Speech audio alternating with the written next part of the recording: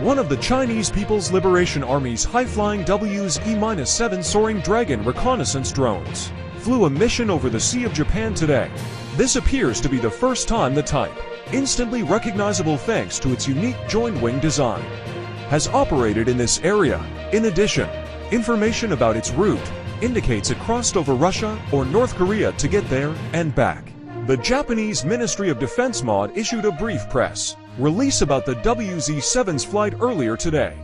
Unspecified fighters from the Japan Air Self-Defense Force's Central Air Defense Force, likely F-15J Eagles based on the known units assigned to that command, were scrambled in response. The WZ-7 came from the continent of Asia, circled over the Sea of Japan, and then headed northwest toward the continent. According to a machine translation of the Japanese language release, this aligns with the map seen below that Japanese authorities included in their release showing the drone's flight path. This is not the first time WZ-7 South, which have been in service since at least the late 2010s, as well as other drones, have been spotted flying off the coasts of Japan.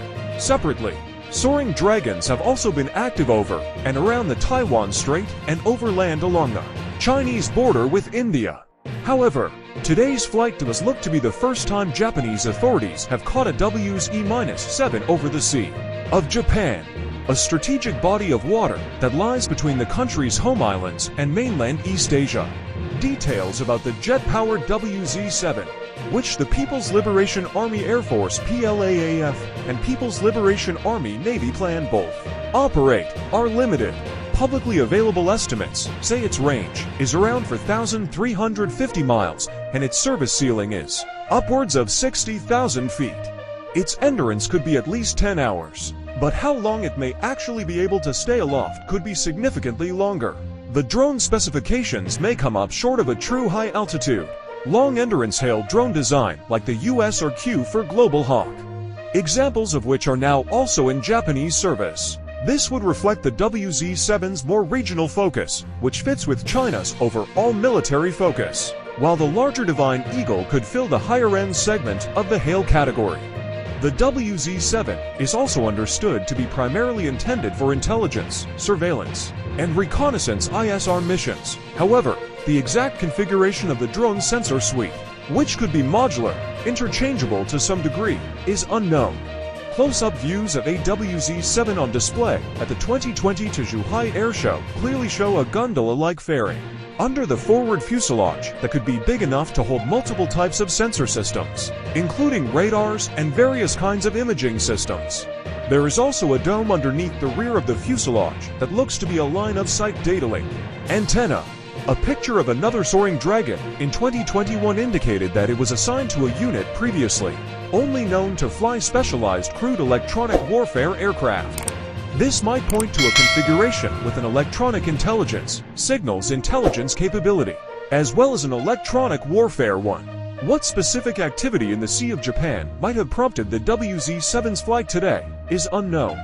Japanese authorities issue a separate press release today about monitoring a Russian Vishnya-class spy ship as it sailed in international waters in the Sea of Japan along the western coast of the home island of Honshu. The Japan Self-Defense Forces also tracked 3 planned warships, a Type 05-D destroyer, a Type 05-4A frigate, and a Type 903 replenishment ship entering the Sea of Japan last week. It is unknown whether or not the presence of any of these ships is connected to the subsequent WZ-7 sortie. The long line of sight the drone offers from its high-altitude perch could have been useful for supporting the movement of the planned ships near the Japanese coast. More importantly, the Soaring Dragon's flight path points to a direct link to either Russia or North Korea. China does not have any coastline along the Sea of Japan. For the WZ-7 to have flown southeast from the continent and then to have returned in roughly the reverse direction, as Japanese authorities said it did, it would have had to have passed over Russia or North Korea. Go in both ways. A flight over North Korea is a definite possibility. The Chinese government remains the main ally of the regime in Pyongyang. Both countries see Japan, as well as its principal ally, the United States, which has an extensive military presence in Japan, as top competitors and potential adversaries. At the same time, The Chinese WZ-7 making use of Russian airspace might be more likely.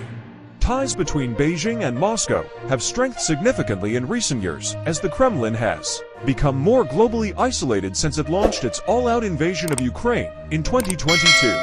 This now very close relationship has seen China send Russia significant amounts of munitions and other materiel to support its war effort, as well as a notable increase in joint Russian-Chinese military activities.